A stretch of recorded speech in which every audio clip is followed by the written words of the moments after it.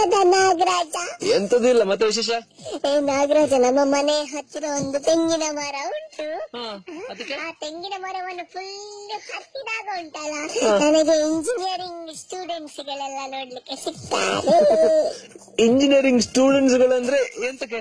Engineering girls.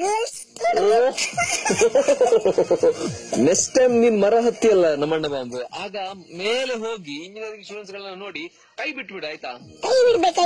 ಯಾಕಂದ್ರೆ ಕೈ ಬಿಟ್ಟಾಗ ಮೇಲಿಂದ ಕೆಳಗೆ ಬೀಳ್ತಿಯಲ್ಲ, ಆಗ ನಿಮ್ಗೆ ಮೆಡಿಕಲ್ ಸ್ಟೂಡೆಂಟ್ಸ್ ಅನ್ನು ಕೂಡ ನೋಡ್ಬೋದು. ಭಾರಿ ಉಂಟಲ್ಲ ನಿಮ್ಗೆ ಇಂಟೆಲಿಜೆನ್ಸ್, ನನಗೆ ಜೋಕ್ ಮಾಡ್ತೀಯಲ್ಲ. ಓಕೆ, ನನ್ನ ಹತ್ರ ಒಂದು ವಿಷಯ ಹೇಳು. ಇಡೀ ಭೂಮಿಯಲ್ಲಿ ಎಷ್ಟು ದೇಶ ಉಂಟು? ಇಡೀ ಭೂಮಿಯಲ್ಲಿ ಎಷ್ಟು? ಜಾಸ್ತಿ ಉಂಟು, ತುಂಬಾ ಜಾಸ್ತಿ ಉಂಟು. ಒಂದು ಕಡಿಮೆ ಅಂದ್ರೆ ಒಂದು 30 ಜಾಸ್ತಿ ಇರ್ಬೋದಪ್ಪ.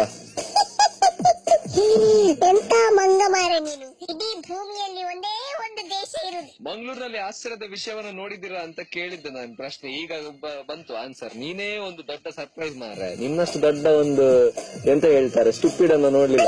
ಒಂದೇ ದೇಶ ಇರುದು ಮಾರೆಯ. ನಿಂಗೆ ತಲೆ ಸರಿ ಇಲ್ಲ ಮಾರೆ, ದೇಶ ತುಂಬ ಉಂಟು ಮಾರೆ, ಒಂದೇ ಅಲ್ಲ. ನಮ್ಮ ದೇಶ ಭಾರತ ಮಾತ್ರ. ಹಾಗಾದ್ರೆ ಸೈಡ್ ನಲ್ಲಿ ಪಾಕಿಸ್ತಾನ ಉಂಟು, ಚೈನಾ ಉಂಟು, ಅದೆಲ್ಲ ಎಂತ ದೇಶ ಅಲ್ಲವಾ? ಪಾಕಿಸ್ತಾನ ಎಂತ? ಅದು ಎಂತ ಅಂತ ಹೇಳಿದ್ರೆ ದೇಶ ಮಾರೆ, ಅದು ವಿದೇಶ.